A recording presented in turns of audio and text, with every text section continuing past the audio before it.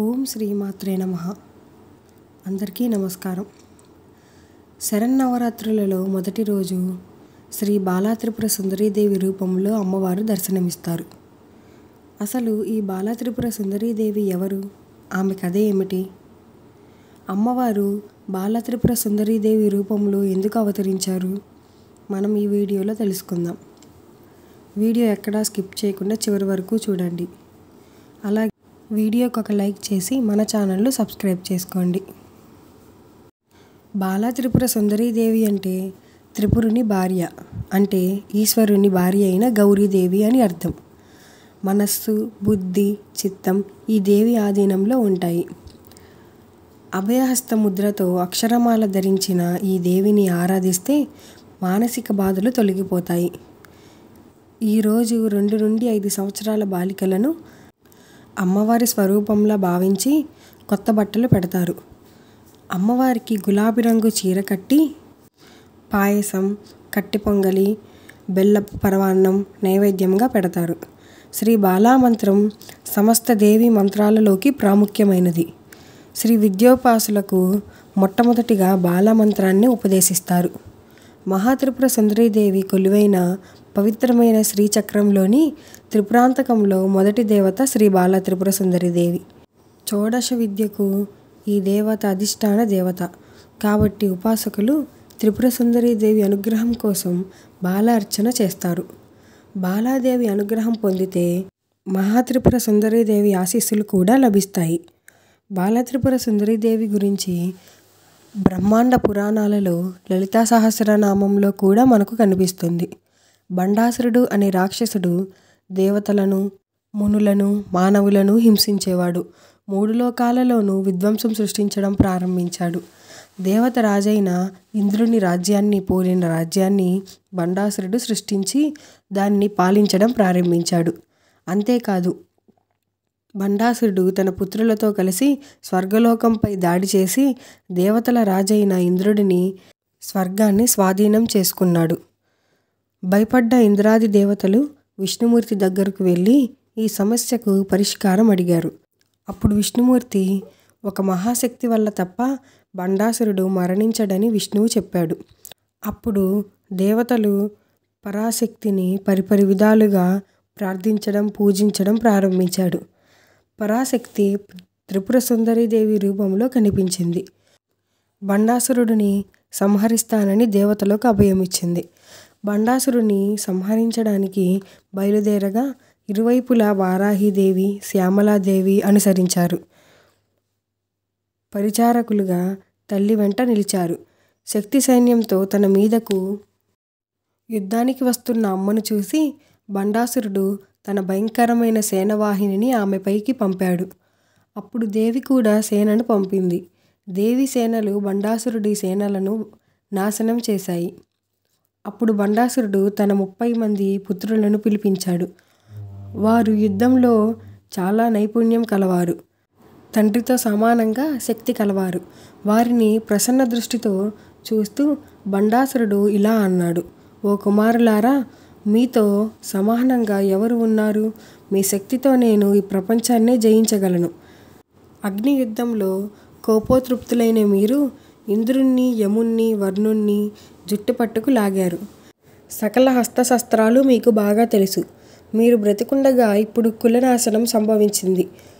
మాయావి అయిన ఒక స్త్రీ మన వాళ్ళందరినీ సంహరిస్తుంది.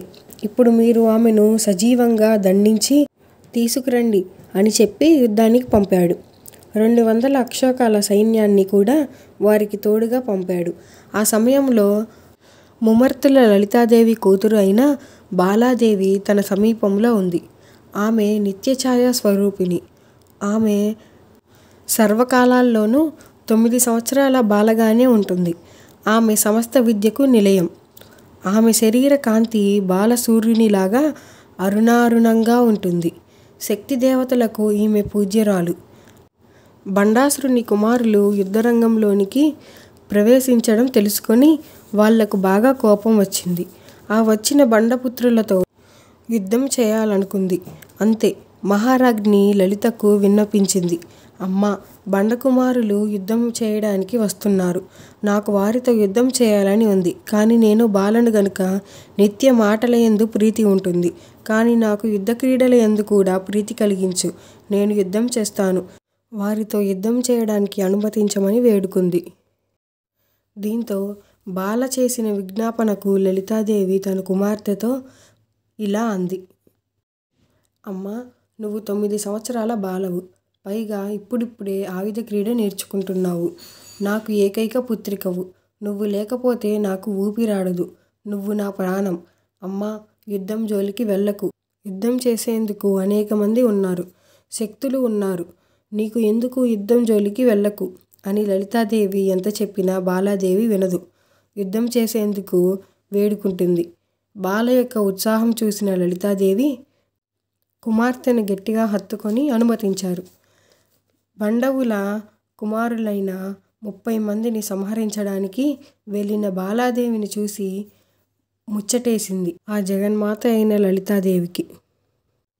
పరాశక్తి ఆ బాలదేవతకు తన కవచం ఒకటి తీసి బహుమతిగా ఇచ్చింది. ఆమె ఆయుధాల నుండి ఆమెకు అవసరమైన కొన్ని ఆయుధాలను ఇచ్చి ఆమెను యుద్ధానికి పంపింది. జగన్మాత అలా బాలత్రిపుర సుందరీదేవి 100 హంసలచే లాగబడుతున్న కర్ణి అనే రథం ఎక్కి యుద్ధరంగంలోకి ప్రవేశించింది. 100 హంసలు చే లాగబడుతున్న ఆ కర్ణి రథం లలిత యొక్క విల్లు నుండి ఆవిర్భవించింది. యుద్ధరంగంలోకి ప్రవేశించిన బాలాదేవిని చూసిన మంత్రులు, దండనాయకులు ఆశ్చర్యచకితులయ్యారు. కానీ ఆమె కర్తవ్యం తెలుసుకొని అంగరక్షకులుగా నిలబడ్డారు. బాలదేవత సూర్యుని యొక్క ప్రతిబింబంలా వెలుగుతుంది. ఆమె ముఖం ఎర్రటి కమలంలా కోపంతో ఎర్రబడింది. కోపంతో ఎర్రటి ముఖంతో వచ్చిన బాలదేవతను చూసి రాక్షస సేన భయపడ్డారు. అత్యుత్తమంగా యుద్ధం జరిగింది. బాలదేవి బండవీరుల మీదకి బాణవ వర్షం కురిపించింది. నారాయణ మంత్రాన్ని ఉపయోగించి 200 అక్షోక సైన్యాన్ని క్షణకాలంలో భస్మం చేసింది. సైన్యమంతా అయిపోవడంతో కోపంతో బండపుత్రులంతా ధనస్సుని ఎక్కుపెట్టి ఆ కుమారిపై బాణవ వర్షం కురిపించారు. బాలాదేవి తన విల్లు ఎక్కుపట్టి 30 అర్ధచంద్రాకార బాణాలను ఉపయోగించి 30 బండపుత్రులను తలలను నరికింది. ఈ విధంగా బండదైత్యుని పుత్రులందరూ మరణించారు. ఇంద్రాది దేవతలను కూడా గడగడలాడించిన ఆ రాక్షసులను మట్టుపెట్టడం చూసి శక్తిసేన ఆశ్చర్యపోయారు. దేవతలు అమ్మవారి పైన పూలవర్షం కురిపించారు. శరన్నవరాత్రులలో మొదటి రోజు ఆ అమ్మవారు ఇలా బాలత్రిపుర సుందరీదేవిగా అవతరించారు. అమ్మవారి 2వ అవతారం ఏంటో రేపటి వీడియోలో తెలుసుకుందాం. ధన్యవాదాలు.